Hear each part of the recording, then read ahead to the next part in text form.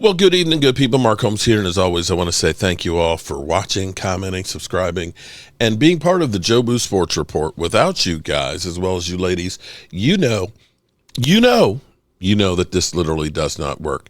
So, here we are. This is day number one of the whole team actually getting together.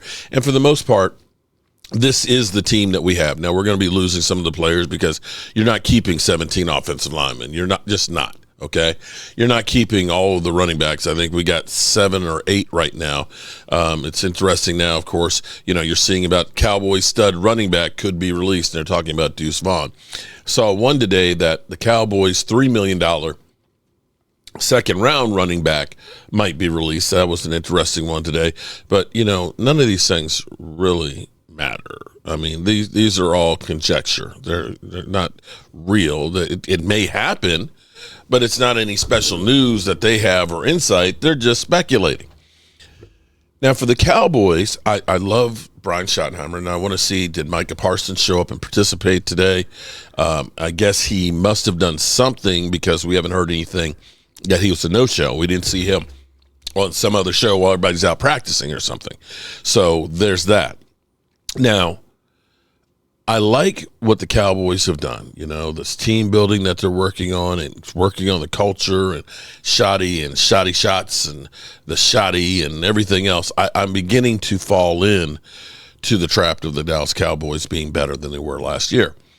But like I said last year, in order for the Cowboys to be successful, they're going to have to thread the needle, much like everybody is. You're going to need some guys that are injured last year to come back healthy. You're going to need the rookie class to be able to contribute right away. You're going to need to have health on your side. You're going to need the ball to bounce your way. You're going to need calls to be made that actually go your way instead of against you. And even with all those things, there's no guarantee that you can, have a great season. There's too many variables. But the Cowboys are going to need things to go right. And one of those things they need to go right is their last couple of first and second round picks need to be able to step up and become big-time contributors. Now, Tyler Guyton last year, who, I said he only had 13 starts at right tackle, and then going from college to the NFL is a major step to begin with, but then to switch sides to a guy who only had 13 starts in his college career, now he's going from the right to the left, and he's facing Myles Garrett his first game. You set him up for failure. And maybe the coaching staff that was here didn't really look at him and say, well, we got plenty of time to invest in him. They were worried about their own ass and being fired. So it was kind of like, I got to win now. We'll worry about him if we're here next year. And maybe he was kind of kicked to the curb on the wayside. And you could say the same thing about Mozzie the year before. Dan Quinn really didn't like the type of body and player in Mozzie Smith and kind of said, you need to lose weight, and he lost too much weight, and they just never really worked with him. So we have Nate Newton. Nate Newton, who was originally drafted by Tampa, I think it was the Tampa Bandits in the USFL, and he decided to sign as a free agent with the Washington Redskins. The Washington Redskins, they said you were too fat and you just weren't good enough. And they released him, and the same day he got released, he was in a serious car accident too.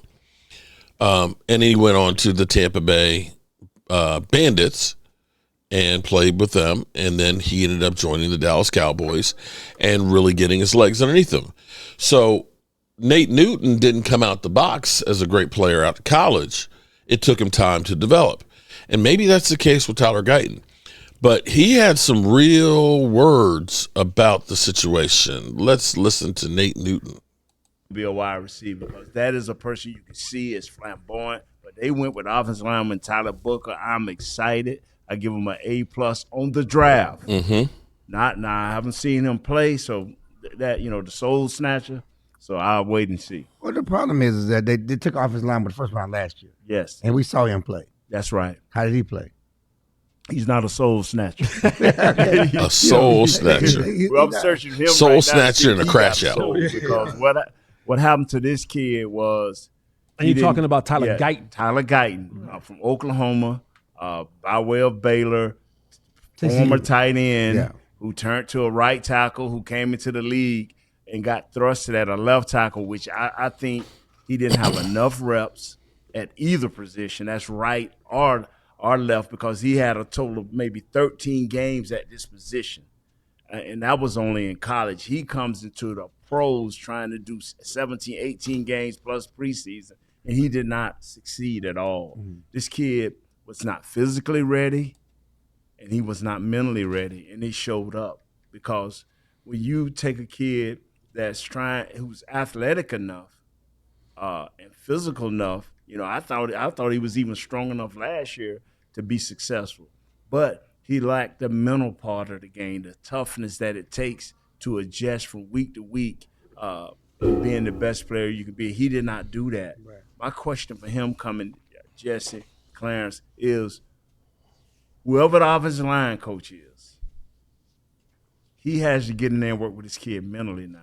Mm-hmm. He has to continue to talk to him firmly, but and I don't know how you talk to a person with firmness and be soft with him. I haven't mastered that, right. But he gonna have to always be conscious of this kid that he lost it mentally, because you don't come into a season and everybody in the world know after 6 pass rushes the next 4 are gonna be inside rushes. He never figured that out. Right.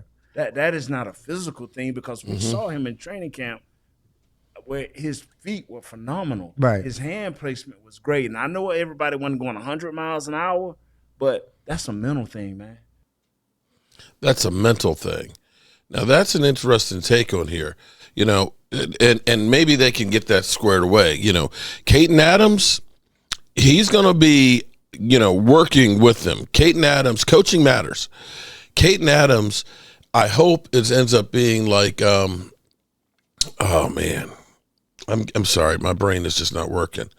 Tony Wise, was it Tony Wise, that the Cowboys had as an offensive line coach? See, the Cowboys back in the 90s weren't drafting first-round offensive linemen. Tony Wise took a Mark Spiknowski, who was an undersized guard, and made him a center. He took late-round draft picks like, Kevin Gogan and Eric Williams and things like that and made him great. He ended up creating, the offensive line. They took a defensive tackle in Mark Tuinei and made him a tackle. So hopefully Tyler Guyton, he's getting a lot of flack. He's getting a lot of people that are questioning him and his manhood, and I hope that he takes this to heart and turns it into something better. Because let's be clear here.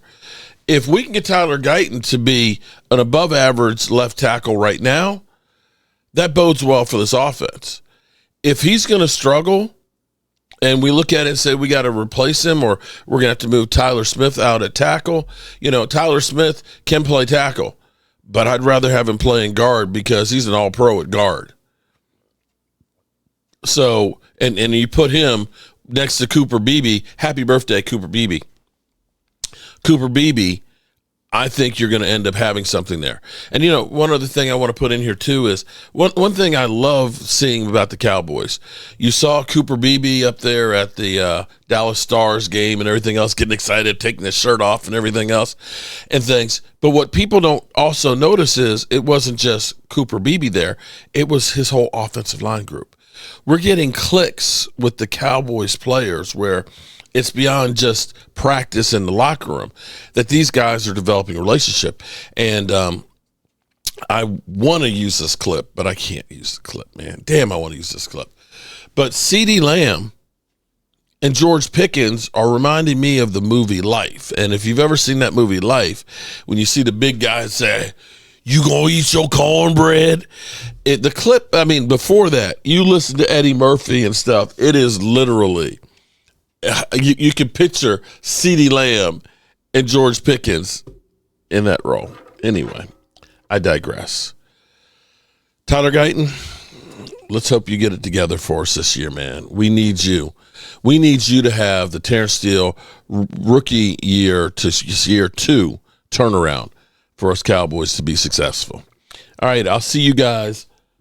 We got 108 days, 22 minutes, and 23 seconds before kickoff of the Cowboys versus the Eagles. Peace out.